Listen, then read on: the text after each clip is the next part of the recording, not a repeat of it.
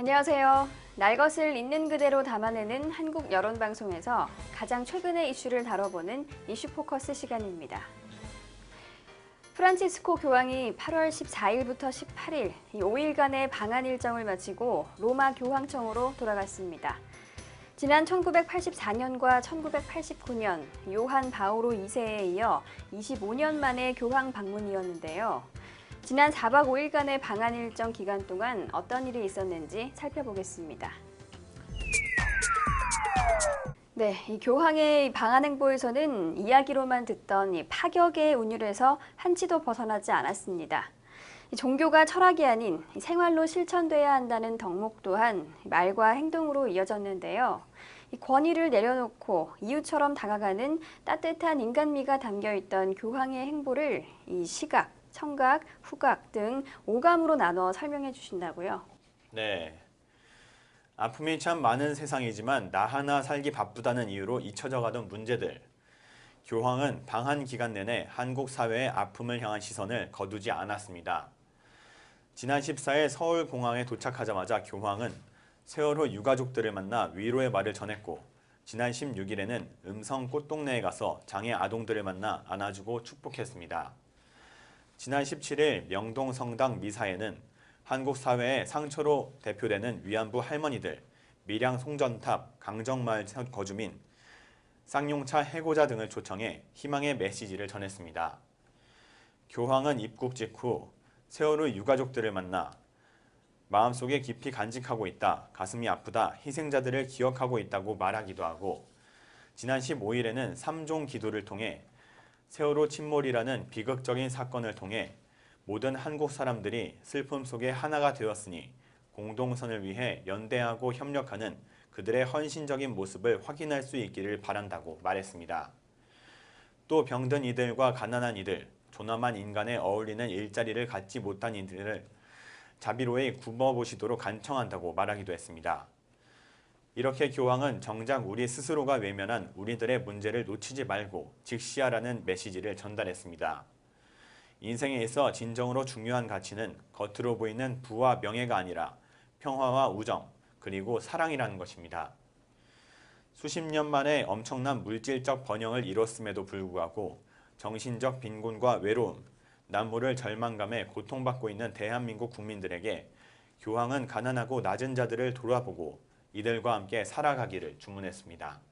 네, 이번 방한 중에 교황은 유독 약자들의 목소리에 귀를 기울였습니다. 이 오감 중 두 번째 감각인 청각을 기준으로 설명해 주시죠. 네. 지난 16일 오전 서울 광화문 광장, 세월호 참사로 희생된 고 김유민 양의 아버지 김영호 씨가 교황을 향해 부르짖었습니다.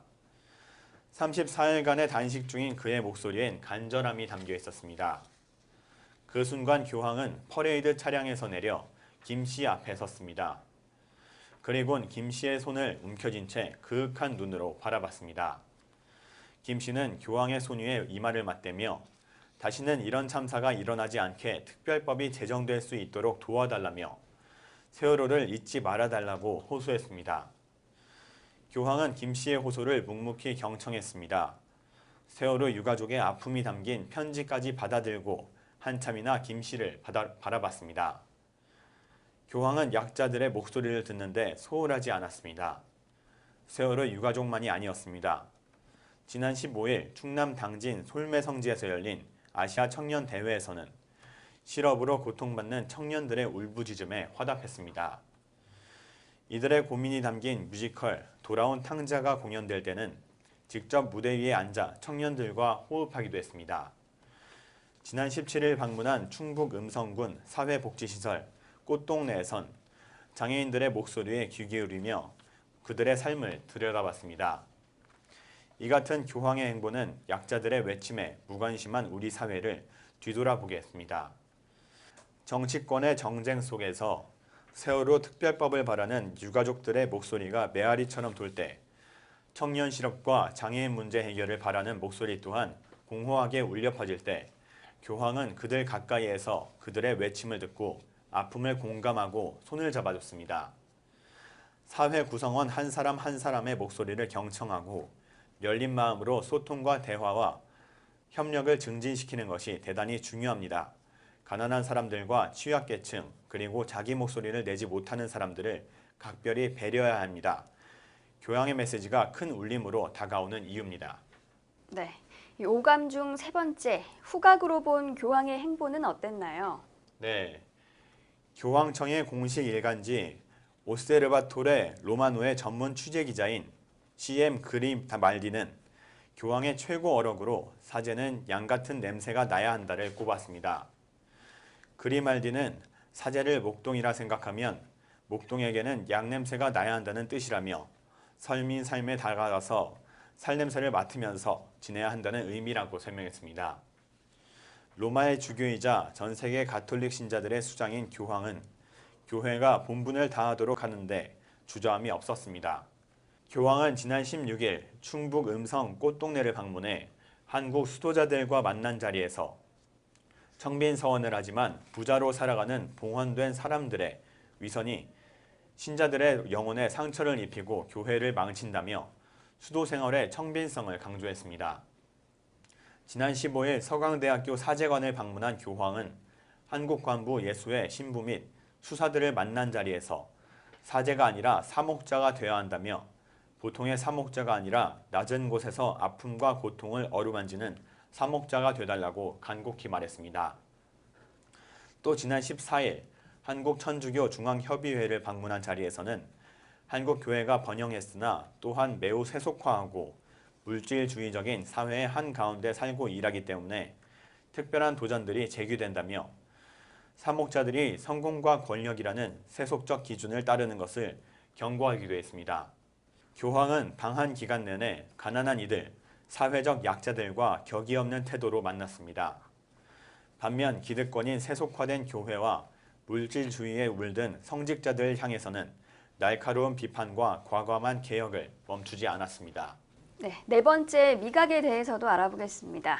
이 프란치스코 교황이 서울로 오는 과정에서 비행기 내에서 수행원들과 같은 기내식을 먹고 또 교황청 대사관에서는 이 대사관 직원 식당에 평소 식단대로 식사를 했다고 하는데요. 자세한 내용 전해주시죠. 네, 교황은 로마 피우미치노 공항을 출발해 서울로 향하는 비행기 내에서 수행원들과 같은 기내식을 먹었습니다.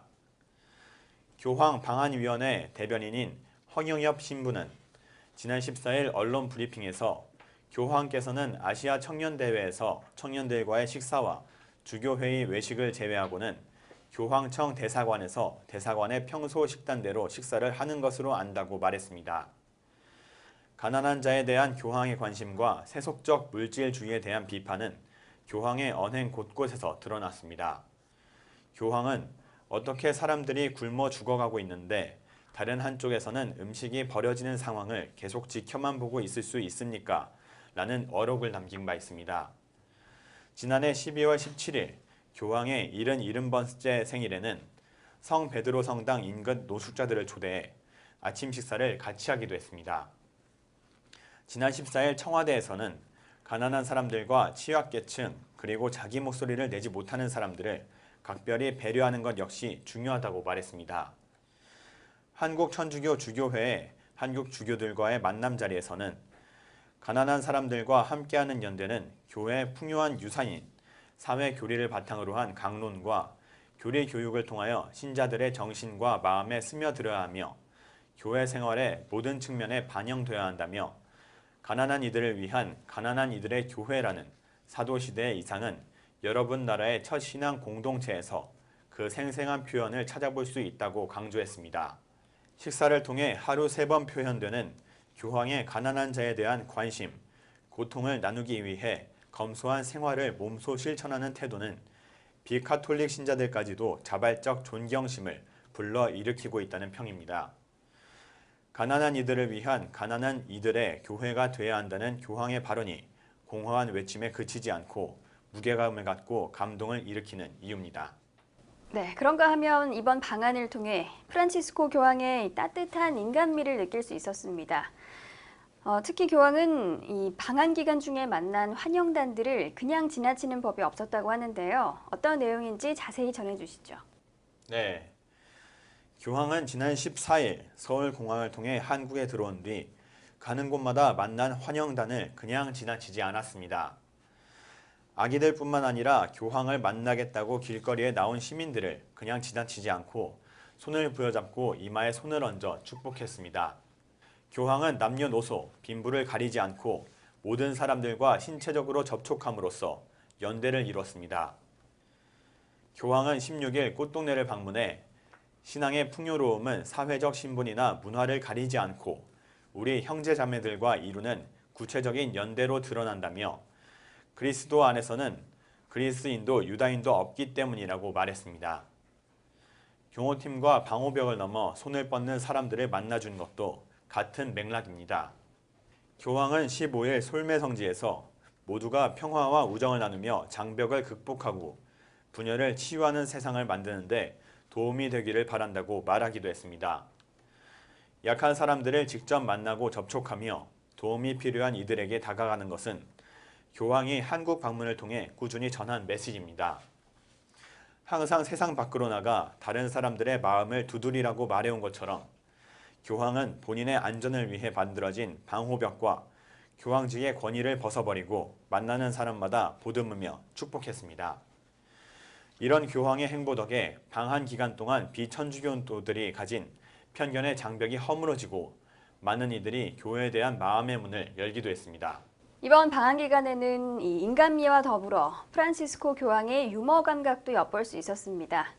교황이 공식 석상에서 하는 농담에서도 교황의 소탈하고 친근한 면모를 찾아볼 수 있었는데요. 어떤 내용인가요? 네, 4천여 명의 수도자와 만난 자리에서 교황은 애초 저녁 기도를 한국어로 시작하기로 했지만 일정이 늦춰지면서 기도를 생략해야 했습니다. 하지만 기도 후 이어지는 강론을 위해 미리 준비한 원고에는 기도를 한 것으로 돼 있던 상황이었습니다. 이때 교황은 이 저녁 기도를 바치며 우리는 하나님을 찬미하는 노래를 불렀습니다. 아니 부를 뻔했습니다라며 재치 있게 원고를 바꿔 읽었습니다. 교황의 농담에 강당 안에서는 웃음이 터져 나왔습니다. 아시아 청년들을 향한 즉흥 연설에서도 교황은 유머를 잊지 않았습니다. 교황은 제 친구가 젊은이들에게는 종이를 보고 연설을 하면 안 된다고 하더군요. 하지만 제 영어 실력은 좋지 못합니다. 정말 그래요라고 말하며 교황의 연설을 듣기 위해 모인 청년들에게 박수갈채와 환호를 받았습니다. 평소 농담과 즉흥 연설을 즐기는 프란시스코 교황. 지난해 3월 선출된 직후 투표에 참여한 추기경들을 만나 나를 뽑은 당신들을 하나님이 용서하기리라며 농담을 던졌습니다. 대중에게 스스럼 없이 다가가려는 교황의 자세는 친자들과 셀카 찍기를 서슴지 않는 모습에서도 읽을 수 있었습니다. 가톨릭 교회 최고 수장인 프란시스코 교황이 선사하는 유머는 권위의식을 버렸기에 가능하다는 점에서 더욱 빛납니다. 이재정 경기도 교육감이 공약으로 내걸었던 9시 등교 사안을 9월부터 시행할 예정인데 진행 과정에 많은 갈등이 있다고 합니다. 김 기자, 이 사안에 대해 설명해 주시죠. 이재정 경기도 교육감이 공약했던 9시 등교가 9월부터 시행될 것으로 보입니다. 경기도교육청은 12일 오후 제1기 교육감직 인수위원회 합동 결과 보고회를 열어 9시 등교를 포함한 145개의 공약에 대한 실행 방안을 221쪽 분량의 백서 형태로 발표했습니다. 인수위는 백서에서 9시 등교와 관련해 학교 급별 상황을 고려해 연착륙 방안을 제시했습니다. 초등학교는 올 9월 1일부터 전면 시행, 중학교는 여건에 따라 올해 9월 1일과 내년 3월 1일 전면 시행, 고등학교는 학년별로 단계적 추진을 각각 제안했습니다. 그러나 도교육청은 이 교육감의 정책 의지를 반영해 초중고를 대상으로 전면 시행하기로 하고 실행 매뉴얼을 준비하고 있는 것으로 확인했습니다. 학교 급별에 따라 부분적으로 시행하면 조기 정착이 어렵다는 판단에 따른 것으로 전해졌습니다. 도교육청은 다만 시행 초기 혼란과 반대 여론을 고려해 세부 실행 계획에 대해서는 학교에 자율권을 주고 조기 등교 학생에 대한 다양한 대책도 제시할 계획입니다. 이 교육감은 인수위 백서 보고회 격려사를 통해 학생 중심 교육이 교육개혁의 첫 출발점이라며 어려움은 있겠지만 어려움을 풀면서 9시 등교를 이뤄냈으면 좋겠다고 강한 정책 실현 의지를 보였습니다. 이어 학생들을 부모의 욕심, 부모의 계획 속에 가두려면 그건 이미 실패다. 대통령의 교육 이념으로 학생들을 지도하면 더 실패한다고 역설했습니다. 아울러 인수위는 초등학교 수학여행, 수련 활동비 전액 지원 후 준고교 단계 확대, 하루 15분 쉬는 시간 2회 이상 운영, 70분 이상 점심시간 확보 등도 주요 쟁점으로 내놓았습니다. 교권 보호 정책으로 수업방해 학생에 대한 긴급 학습 보호권과 교권 보호관제 도입, 교권 보호조례 재추진 등도 제안했습니다. 네, 이 교육감의 9시 등교 사안은 큰 호응을 받은 만큼 반대 의견도 많이 가지고 있습니다. 지난 13일 이 교육감이 학부모와 대화의 시간을 가졌다면서요. 교육감은 13일 수원시 경기도교육복지종합센터에서 열린 경기교육사랑 학부모회 워크숍에 참석, 9시 등교를 비롯한 현안에 대해 의견을 주고받았습니다. 30여 분간 진행된 대화에는 지역별 학부모회 대표 70여 명이 참석했습니다. 이 교육감은 초반부터 9시 등교 전면 시행 방침을 전면에 꺼내들고 한 발짝도 물러서지 않았습니다. 이 교육감은 인사말에서 국가든 교육청이든 지금까지 학생들이 원하는 것을 제대로 들어준 적이 없었다며 학생들이 100% 이구 동성으로 요구하는 것이 9시 등교라고 강조했습니다. 이어진 질문, 답변에서는 학부모들의 우려 섞인 목소리가 나왔습니다. 한 학부모는 쪽지 질문으로 농촌 지역 실정을 모르면서 시행하려 한다. 맞벌이 부부가 많아 8시 이전에 출근한다. 학교장 자율에 맡겨달라고 요구했습니다. 이에 교육감은 곧바로 안 된다고 일축했습니다. 학부모가 아이가 혼자 등교하다 사고라도 나면 어쩌냐라고 말하자 걱정하지 말라. 도서관도 있고 프로그램을 만들면 된다. 아이들 중심으로 생각해달라.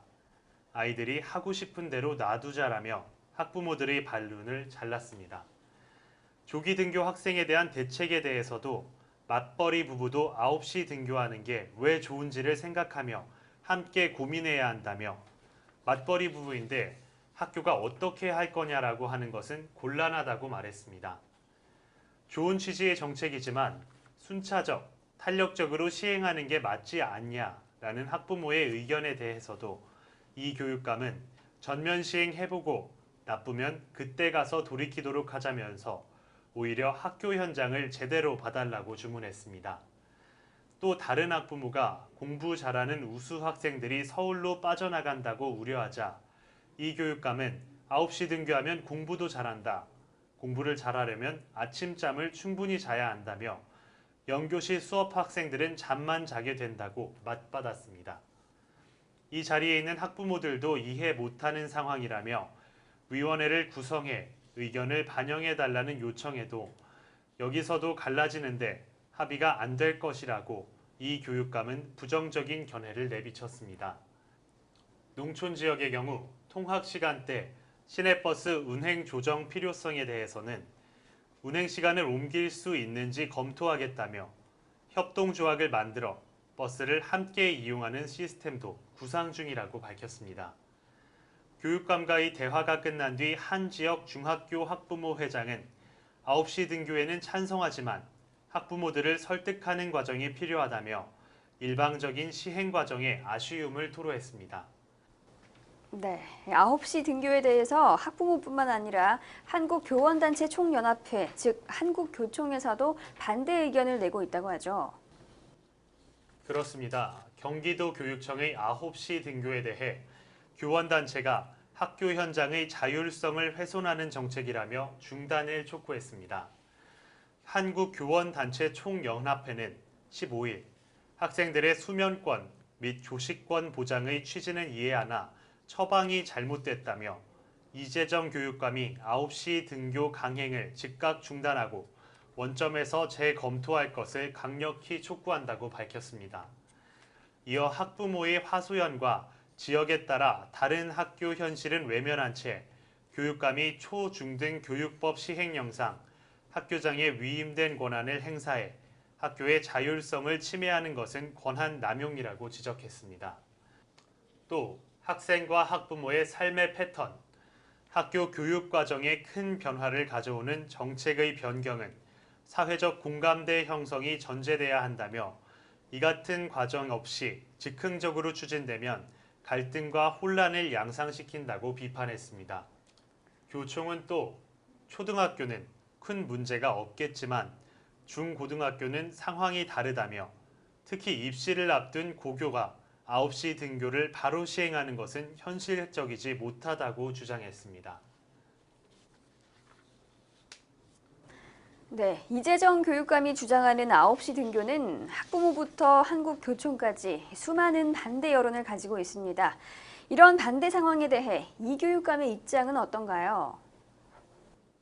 각급 학교의 9시 등교를 추진해 논란의 중심에 선 이재정 경기도 교육감이 학교의 등하교 시간은 교장의 권한이란 점을 강조했습니다. 교장이 9시 등교를 반대하면 어쩔 수 없다는 얘기입니다. 19일 라디오에 출연한 이재정 경기도 교육감은 9시 등교 전면 시행 등의 보도에 대해 전면 시행한다가 아니라 학교의 현황에 따라서 원칙적으로 그렇게 간다는 것이라면서 학교의 등하교 시간은 학교장의 권한이라고 발언했습니다. 이재정 교육감은 9시 등교를 학교 자율에 맡기는 것이냐는 질문에 그동안 각 교육지원청의 교육장, 여러 학부모 단체, 교장, 학생들 등 광범위하게 의논을 하고 협의를 하며 그 합의가 된 일이라면서 위에서 어떤 정책으로 내려서 강요하는 것은 아니다라고 말했습니다. 이재정 교육감은 전면 시행인지 학교 자율에 맡기는 것인지가 분명치 않다는 질문에 시행령상으로 학교의 등하교 시간은 교장이 결정하도록 되어 있지만 우리가 학생들의 여러 가지 의견들을 들어서 9시 등교에 대해 경기도 전체 학교에게 각 교육지원청을 통해서 의견을 수렴한다고 지시를 내렸고 각 교육지원청이 교장들과 협의해서 시행한다는 것이라고 부연했습니다.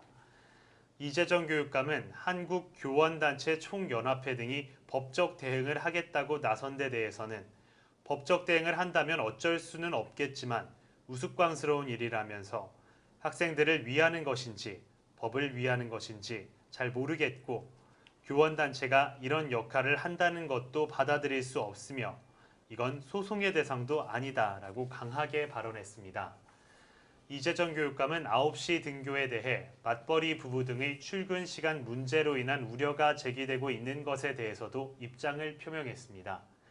이재정 교육감은 학교에서 도서관을 연다든가 또는 특정 교실에서 독서나 음악 감상을 한다든가 다양한 아침 운동을 할 수 있도록 한다든가 여러 스포츠 강사가 활동하는 등 이런 것도 다 준비가 되어 있다면서 일찍 올 수밖에 없는 학생들은 일찍 와서 자율적으로 여러 가지 활동들을 하도록 하겠다고 설명했습니다.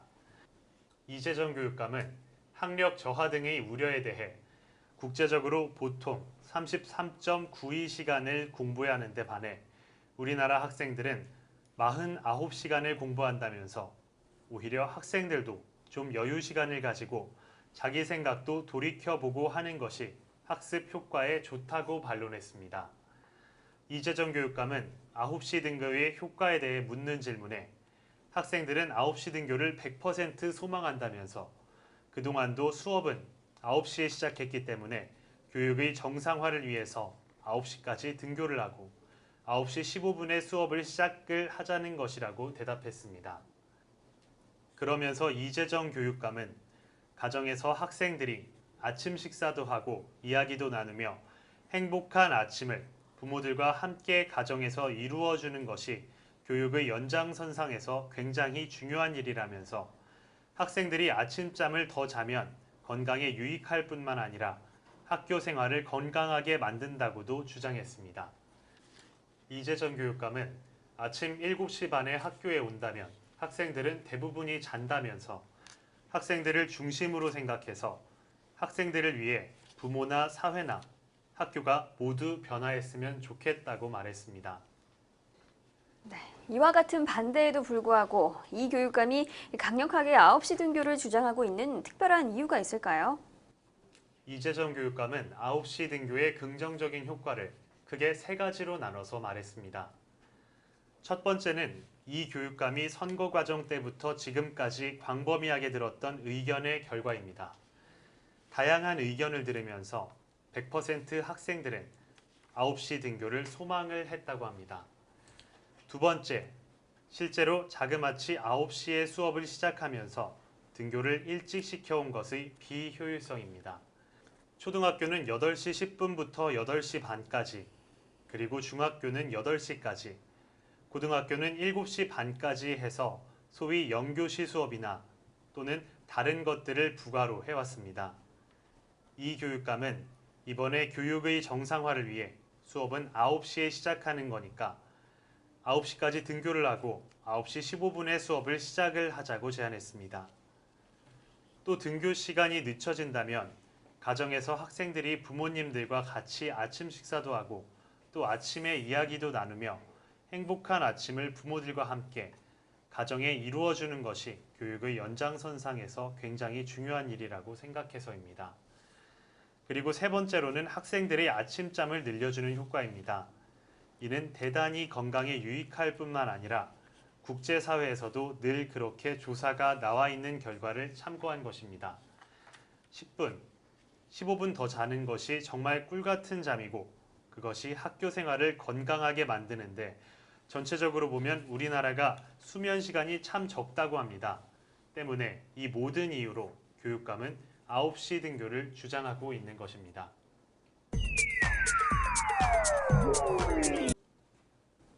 미국에서 시작돼 이 유명인사와 탑스타 등 여러 분야의 사람들이 참여하고 있는 기부 캠페인이 있습니다.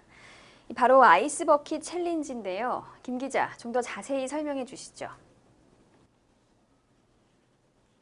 얼음물 샤워 도전 아이스 버킷 챌린지는 2013년부터 14년 겨울 북미에서 루게릭병 후원을 위해 질병 진단을 받은 전 보스턴 대학 야구 선수의 친구들이 차가운 얼음물에 뛰어들거나 후원으로 $100를 내는 것으로 시작했습니다. 후원을 돕기 위해 추운 겨울에 내놓은 아이디어였습니다. 현재는 얼음 바스켓으로 변화해서 누구나 쉽게 참여할 수 있도록 방식이 바뀌었습니다. 보스턴 대학에서 시작된 도전은 SNS를 통해 북미 전역으로 확산됐습니다. 그리고 버락 오바마 대통령, 저스틴 비버, 르브론 제임스, 마크 주커버그 등 정치인, 경영인, 스포츠 스타, 영화배우까지 다양한 사람들이 참여하고 더욱 큰 파급력을 갖게 되었고 8월 17일 미국 일간 뉴욕타임즈에 따르면 7월 29일부터 19일간 얼음물 뒤집어쓰기 이벤트로 미 루게릭병 협회에 답지한 기부금이 1,330만 달러, 우리 돈으로 135억 5천만 원에 달했습니다. 네, 이 아이스 버킷 챌린지를 통해 모아진 기부금은 루게릭병 환자에게 사용되고 있는데요. 김 기자, 먼저 이 루게릭병에 대해 먼저 설명을 해주시죠.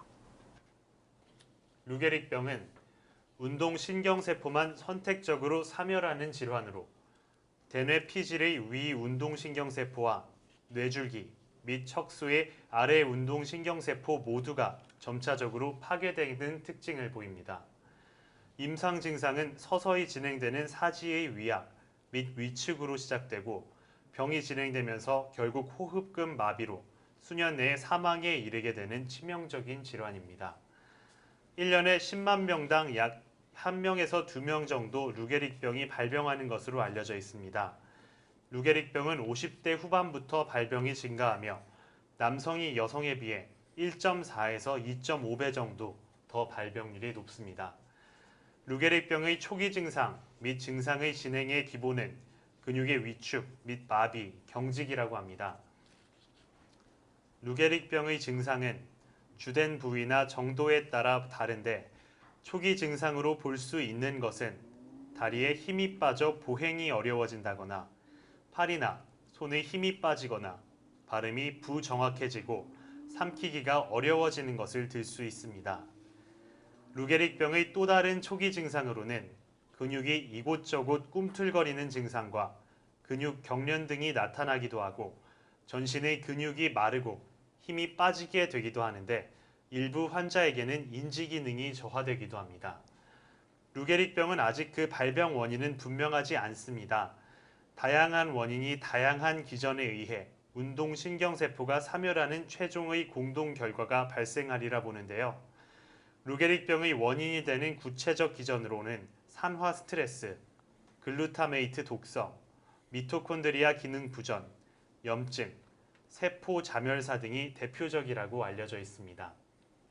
네, 이 아이스버킷 챌린지는 사회 관계망 서비스의 하나인 페이스북을 통해서 다른 캠페인보다 훨씬 더 빠르고 또 훨씬 더 넓게 퍼지고 있다고 하죠. 그렇습니다. 페이스북에 게재된 아이스버킷 챌린지 동영상이 총 240만 개에 도달했습니다. 이 수치는 6월 1일부터 8월 17일 사이 페이스북에 올라온 동영상들을 집계한 결과입니다.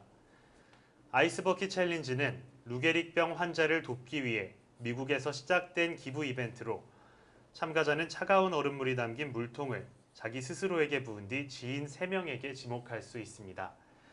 지목을 받은 참가자는 24시간 내에 얼음물을 붓거나 $100를 자선단체에 기부하면 됩니다. 물론 둘 다 진행하는 것도 가능합니다. 아이스버킷 챌린지, 페이스북이 공개한 자료에 따르면 현재까지 2,800만 명이 넘는 페이스북 사용자가 아이스버킷 챌린지와 관련된 페이스북 게시물을 공유했으며 그 수는 점차 증가하는 추세입니다. 가장 활발한 페이스북 활동을 보이는 국가는 미국이며 캐나다, 멕시코, 브라질, 독일 등이 그 뒤를 이었습니다.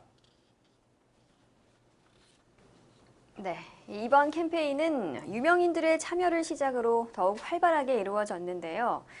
그 시작으로 페이스북의 CEO인 마크 주커버그의 동영상이 화제라면서요. 네, 그렇습니다. 현재 미국 전역에 확대하고 있는 기부 캠페인인 아이스 버킷 챌린지는 마크 주커버그가 얼마 전 정원에서 얼음물을 뒤집어 쓴 뒤 다음 차례로 빌 게이츠, 세린 샌드버그 페이스북 최고 운영 책임자, 리드 헤이스팅스 넷플릭스 CEO 등을 지목했습니다. 마크 주커버그의 얼음물 세례 동영상 뒤 빌 게이츠가 받았고 계속해서 SNS를 통해 정치, 사회, 문학의 저명 인사들이 참여가 잇따르고 있습니다. ALS는 현재 $760만, 우리 돈으로 78억 원을 모았다고 합니다. 이 기부 행사는 호날두, 저스틴 비버 등이 참여하면서 이제 스포츠 스타들과 팝스타들에게까지 이어지고 있다고 합니다. 지난해 모금액이 $120만 하니 SNS의 위력을 다시 한번 느낄 수 있었습니다. 정말 급속도로 퍼지고 모아지는 즐거운 기부 행사로 평가되고 있습니다. 네, IT 업계의 거물들뿐 아니라 이번 아이스버킷 챌린지를 통해서 훈훈하게 화해를 하게 된 스포츠 스타도 있다고 하는데요. 기부를 토대로 여러 가지 추가적인 이벤트도 나오고 있는 모습입니다. 네, 그 주인공은 FC 바르셀로나에서 뛰고 있는 네이마르 선수라고 하죠. 네, 그렇습니다. 네이마르와 순이가가 아이스버킷 챌린지라는 자선 활동을 통해 훈훈하게 화해한 모습이 화제가 되었습니다. 순이가는 18일 나폴리의 카스텔 볼트르노 훈련장에서 반바지 차림으로 의자에 앉아 얼음물 샤워를 받는 영상을 인증하며 아이스버킷 챌린지에 참여했습니다. 이날 순이가는 동료들의 도움을 받아 거대한 양동이에 담긴 얼음물을 머리에 뒤집어 썼습니다. 순이가는 2014년 브라질 월드컵 8강 콜롬비아와 브라질의 경기 도중 브라질의 에이스 네이마르를 수비하는 과정에서 그의 허리에 무릎을 부딪혔고 그 충격을 받은 네이마르는 척추 골절 부상을 입어 그대로 월드컵을 나서지 못했습니다. 이후 네이마르는 순이가의 행동은 정말 잘못된 것이었다. 나는 거기서 월드컵을 끝내고 싶지 않았다 라며 눈물을 보였고, 이는 축구에서 콜롬비아, 브라질, 양국의 마피아까지 나서 전 세계를 떠들썩하게 했습니다. 하지만 최근 바르셀로나 팀 훈련에 합류한 네이마르는 아이스버킷 챌린지 영상을 인증하며 다음 도전자로 순위가를 지명 화해의 손길을 뻗쳤습니다. 순위가가 아이스버킷 챌린지에 응함으로써 네이마르와 순위가의 악연은 자선활동을 통해 훈훈하게 마무리되었습니다. 이렇게 미국을 중심으로 확산되고 있는 아이스버킷 챌린지가 이제는 국내로 들어와 퍼지고 있다고 하는데요. 정말 기분 좋은 일이 아닐 수 없습니다. 김 기자, 우리나라에서 이 아이스버킷 챌린지에 참여한 유명 인사는 누군가요? 네, 개그맨 김준호 씨는 18일 자신의 페이스북에 루게릭병 협회의 얼음물 뒤집어쓰기 캠페인 아이스버킷 챌린지에 추천해준 페이스북 코리아 조용범 대표에게 고맙다는 말을 전하며 LA 다저스 류현진 선수, 영화배우 박한별 씨, 가주 정준영에게 이 도전을 넘긴다고 적었습니다. 글과 함께 챌린지를 하는 영상도 올렸습니다. 영상에는 동료 개그맨들이 김준호의 얼음물 세례를 퍼붓는 장면이 담겼습니다. 이 외에도 배우 조인성 씨가 있습니다. 배우 조인성 씨는 아이스버킷 챌린지 캠페인에 동참했습니다. 공개된 영상 속 조인성은 동료 배우 이광수의 도움으로 얼음물 샤워를 했습니다. 얼음물 샤워에 앞서 조인성은 뜻깊은 캠페인에 함께하게 돼 영광이다. 루게릭병뿐 아니라 몸과 마음의 상처를 받은 모든 분들이 이 캠페인을 통해 힘을 얻었으면 좋겠다고 소감을 말했습니다. 이어 조인성은 나를 이어 세 분이 이 캠페인에 동참하셔야 하는데 배우 이광수, 임주환, 야구선수 조인성 등을 지목했습니다. 이후 얼음물을 뒤집어 쓴 조인성은 차가움에 연신 숨을 크게 내쉬었고 정신을 차리기 위해 세수를 하는 모습을 보여 웃음을 자아냈습니다. 전 세계적으로 확산되고 있는 아이스버킷 챌린지를 통해서 기부액은 급속도로 늘어나고 있으며 훈훈한 기부 활동이 연이어 이어지고 있습니다. 여야가 7월 임시국회 마지막 날인 지난 19일 세월호 특별법 협상을 극적으로 타결했습니다. 그러나 세월호 참사 가족 대책위가 여야가 합의한 세월호 특별법을 반대하기로 결정하고 강경파 의원들이 반발하면서 새정치민주연합이 이날 밤 10시까지 의원총회에서 합의안 추인을 받지 못했습니다. 새누리당 이완구, 새정치민주연합 박영선 원내대표는 이날 국회 귀빈식당에서 비공개 회동을 갖고 세월호 특별법에 재합의했습니다. 양당 원내대표는 이날 핵심 쟁점이었던 특별검사 후보 추천위원 가운데 국회목 4명 중 여당목 2명을 야당과 세월호 유가족의 사전 동의를 받아 선정하기로 합의했습니다. 여야 원내대표는 합의문에서 특검 후보 추천 합의 외에 국정조사 청문회 일정과 증인 문제는 양당 원내대표가 책임있게 노력하고 안전, 민생, 경제 관련 사항은 추가로 합의하기로 했습니다. 전국 9개 지역 진보 교육감들이 지난 19일 세월호 특별법 촉구 동조 단식에 동참한 가운데 설동호 대전시 교육감이 보수 교육감으로는 유일하게 단식에 참여합니다. 전국 시도교육감 협의회는 희생 학생과 교사들의 고통을 함께 나누고 세월호 특별법 제정과 희생자 유족 김영호 씨의 단식 중단을 위해 하루 동안 동조 단식에 들어간다고 밝혔습니다. 이에 설 교육감도 동참하겠다는 의사를 밝힌 것입니다.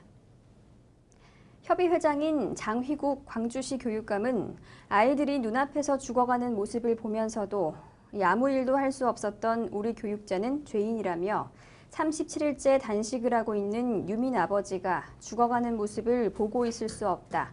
우리들이 나서겠다고 동참 이유를 밝혔습니다. 새정치민주연합은 의원총회를 한 결과 여야 원내대표가 합의한 세월호 특별법안에 대한 추인을 유보하기로 결정했습니다. 박범계 원내대변인은 합의안에 대해 새정치연합 의원들이 깊은 토의를 했고 상당수가 이해를 했으며 앞으로 유족들에게 설명하고 충분한 대화를 하기로 했다고 밝혔습니다. 또 박 원내대변인은 세월호 특별 법안의 조속한 처리를 위해 오는 22일부터 시작하는 임시국회 소집 요구서를 제출했다고 덧붙였습니다. 이와 관련해 새정치연합 관계자는 여야 합의안에 대해 세월호 유가족들의 반대 입장이 바뀌지 않고 있는 만큼 합의안을 당장 추인하기 어려우며 오는 22일 임시회가 열리기 전까지 유가족 설득에 나설 것이라고 밝혔습니다.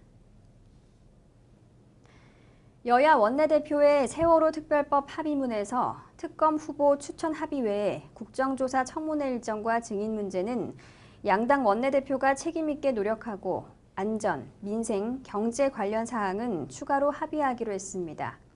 또한 피해자 배상과 보상 문제는 다음 달부터 논의에 착수하기로 했으며 현재 본회의에 계류 중인 법안 93건과 법제사법위원회 43건의 법안 가운데 여야 정책위 의장이 이미 합의한 법안은 본회의에서 처리하기로 했습니다. 그리고 진상조사위원회에서 특검 임명을 2차례 연장할 것을 요구한 사안의 경우에는 본회의에서 의결하도록 했습니다. 진상조사위 추천 비율은 지난 7일 최초 합의한 여야목 각 5명, 대법원장, 변협회장목 각 2명, 유가족목 3명을 그대로 유지할 예정입니다. 세월호 특별법과 관련해 현재 대립구도가 형성된 사안은 무엇이고 어떤 점이 논쟁이 되고 있는지 박보영 기자와 함께 짚어보겠습니다. 이 세월호 특별법이 사실 오랫동안 타결되지 못하고 있다가 극적으로 여야가 재합의에 성공한 것인데요. 이 합의 과정에 대해서 알려주시죠. 네, 여야의 극적인 이 타결에는 교황의 세월호 유가족 면담 이후 특별법을 두고 볼썽사납게 싸우는 모습으로 비치는 데 대해 정치권의 부담이 적지 않게 작용한 것으로 보입니다. 또 한 달간의 임시국회 기간 동안 단 한 건의 법안 처리도 하지 못한 데 대해 비난 여론도 여야 합의의 주요 요인으로 작용했다는 분석이 많습니다. 하지만 여야 합의가 이뤄지고 새누리당이 곧바로 의원총회를 열어 합의안을 박수로 추인한 데 비해 새정치민주연합 측은 추인을 유보했습니다. 새정치연합도 전날 새누리당 이완구, 새정치연합 박영선 원내대표가 극적으로 세월호 특별법 합의를 이끌어낸 뒤 오후 6시에 의원총회를 열어 재합의안 추인을 시도했습니다. 네, 그런데 이 새정치연합 측은 추인에 실패했죠. 자세한 의원총회 상황 들려주시죠. 네, 7시 넘어서 세월호 참사 가족 대책위가 여야 합의안에 반대하며 재협상을 요구한다고 밝히자 당내 강경파의 반대가 거세졌습니다. 강경파 의원들은 또 유가족들이 반대하는 안을 추진하기 어렵지 않겠느냐고 주장했습니다. 김성곤, 황주홍 의원들은 전국 상황과 원내대표의 노력을 고려해 추인하자고 제안했지만 이는 소수 의견에 불과한 것으로 전해졌습니다. 90여 명의 의원이 참석한 의원총회에서 30명이 발언에 나서 4시간 넘게 열띤 토론을 벌였고 결국 의총에선 재합의안을 추인도 거부도 하지 않는 유보라는 형식의 형태로 끝을 낸 것입니다. 특히 이번 새정치연합 의총 결과는 새누리당과 비교되면서 논란이 일 것으로 보입니다. 새정치민주연합은 자신들이 뽑은 원내대표가 가져온 협상안을 2번이나 추인을 하지 못했는데 이렇게 합의안에 대해 2번이나 퇴짜를 놓는 것은 박 원내대표에 대한 사실상 불신임이 아니냐는 것입니다. 박 원내대표가 타격을 받으면서 당 재건 사업도 힘을 받기 어려울 것이라는 얘기도 나오고 게다가 일부에서는 세월호 유가족들에게 끌려다닌다는 비판이 제기되고 있는 상황입니다. 네, 여야 합의와 관련된 상황 알아봤습니다.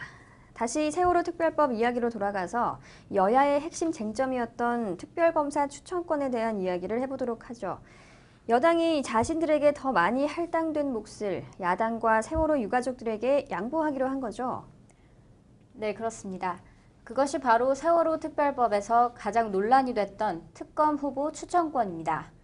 7명으로 구성된 특검 추천위원회에서 2명의 특별검사를 추천하면 대통령이 이 가운데 1명을 임명하게 되는데 위원의 몫을 누가 더 갖느냐가 쟁점이었습니다.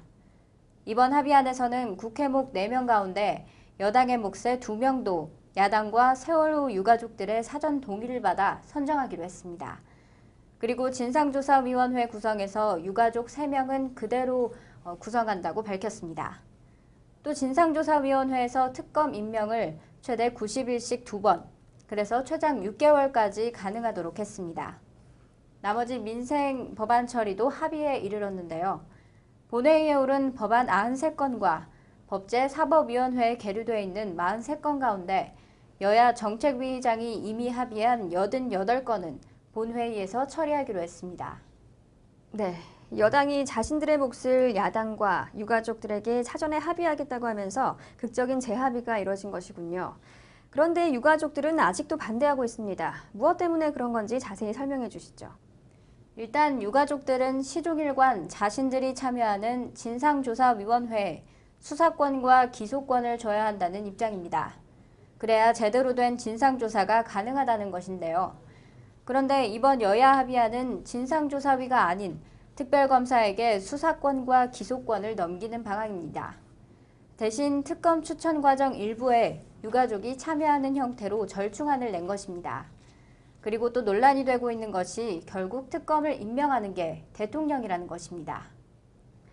유가족 입장에서는 결국 여당과 대통령의 뜻대로만 수사가 진행되는 것이 아니냐, 진실을 다 밝혀내지 못하는 것이 아니냐, 이런 우려를 하고 있는 것이군요.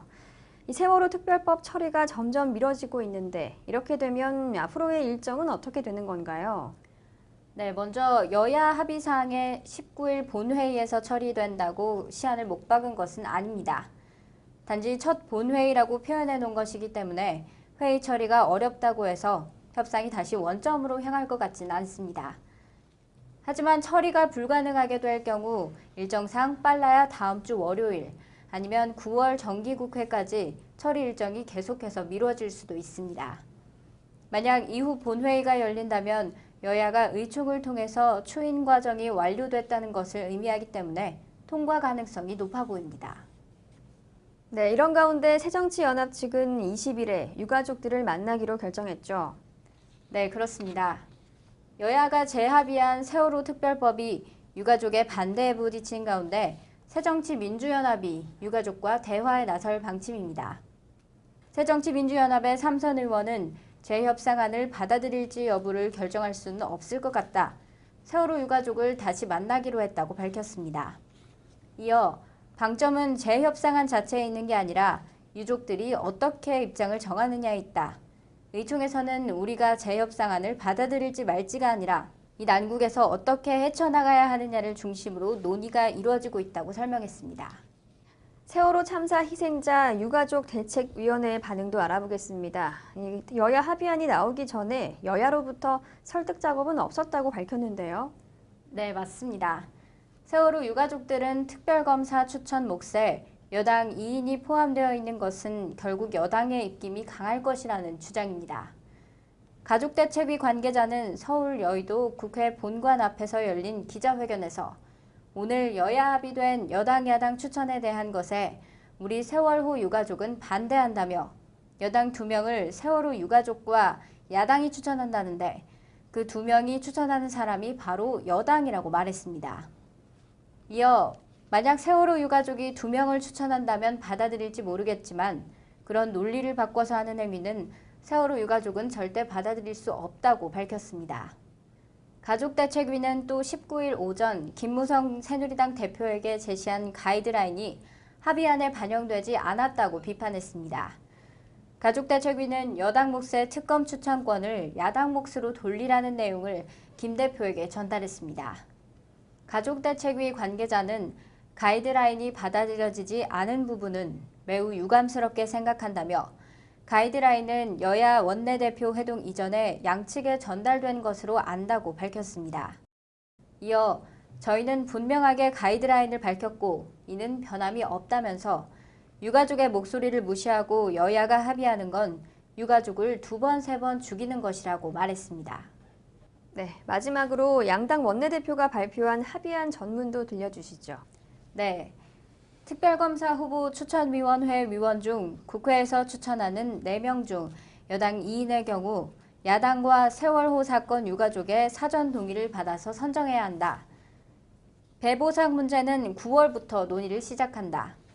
가칭 세월호 특별법에 의한 진상조사위원회에서 특별검사 임명에 2회 연장을 요구한 경우 본회의에서 의결한다.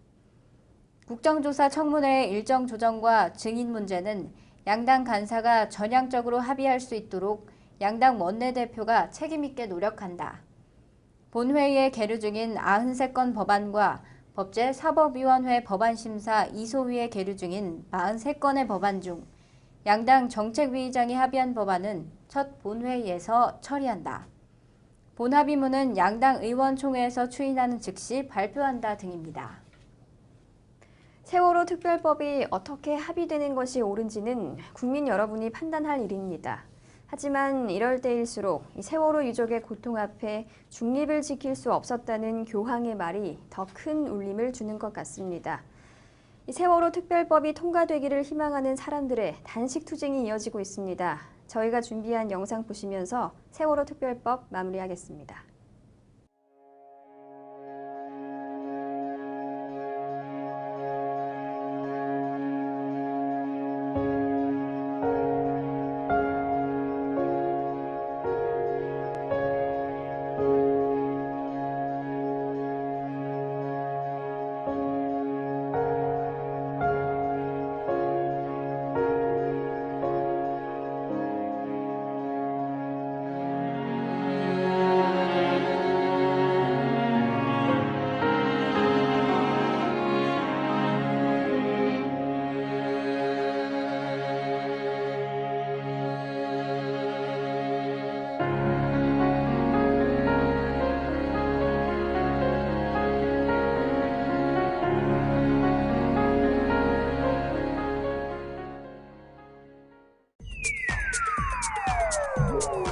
오늘은 세월호 특별법, 사이버 사령부 정치 개입 의혹 등에 대한 최근 소식들을 전해드렸습니다.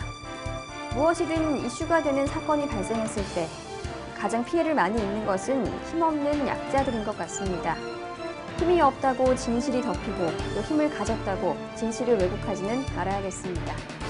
날 것을 있는 그대로 담아내는 한국 여론방송 이슈포커스 여기서 마칩니다. 시청해주신 여러분 고맙습니다.